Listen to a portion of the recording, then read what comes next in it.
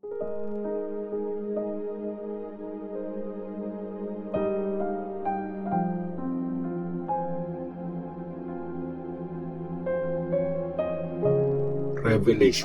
chapter 20. Ang 1,000 taon. Pagkatapos, nakita ko ang isang angel na bumababa galing sa langit. Hawak niya yung susi sa napakalalim na hukay at isang malaking kadena. Hinuli niya yung dragon at kinadena yun ng 1,000 taon. Yung dragon, walang iba kundi yung ahas nung sinaunang panahon, ang devil o Satan. Tinapon ng angel yung dragon sa napakalalim na hukay. Nilak niya ito at siniguradong hindi mabubuksan para hindi na maloko ng dragon ang mga bansa hanggang sa matapos ang 1,000 taon. Tapos nun, pakakawalan siya ng sandali.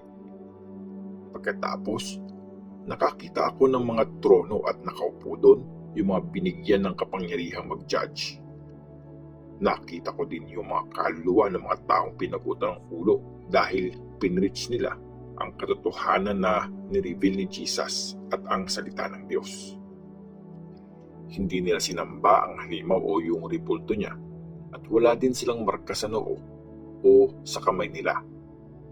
Nabuhay sila at naghari kasama ni Christ sa loob ng 1,000 taon. Ito yung unang pagbuhay sa mga patay. Yung mga iba pang patay, binuhay lang sila after ng 1,000 years. Blessed at banal ang mga nakasali sa unang pagbuhay ng mga patay. Walang kapangyarihan sa kanila ang pangalawang pagkamatay. Magiging mga priest sila ng Diyos at ni Christ at maghari silang kasama niya sa loob ng 1,000 years. Ang pagkatalo ni Satan. Pag natapos na ang 1,000 years, pakakawalan si Satan mula sa kulungan niya. Lalabas siya para lukuhin ang lahat ng bansa sa buong mundo, ang Gog at Magog, at i-gather sila para sa labanan. Ang army na ito ay kasing dami ng buhangin sa tabing dagat. Nagmarcha sila sa buong mundo at pinaliputan nila ang kampo ng mga pinili ng Diyos at ang minamahal na city. Pero umulan ng apoy mula sa langit at nasunog sila. Tapos, tinapon sa lawa ng apoy at sulfur yung devil na lumoko sa kanila. At doon din tinapon yung halimaw at yung peking prophet. Araw-gabi silang papahirapan doon, magpakailanman. Ang final judgment.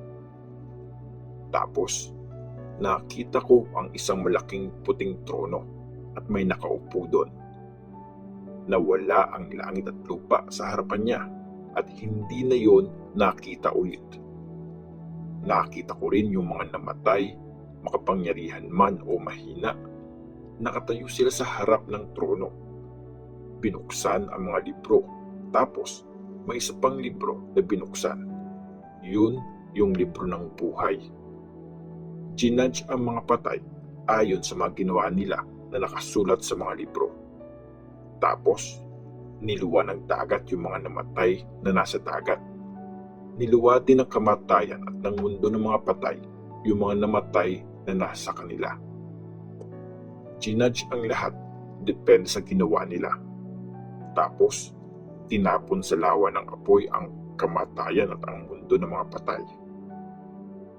Itong lawa ng apoy ang pangalawang kamatayan at yung mga taong hindi nakasulat ang pangalan sa libro ng buhay, tinapon sila sa lawa ng apoy.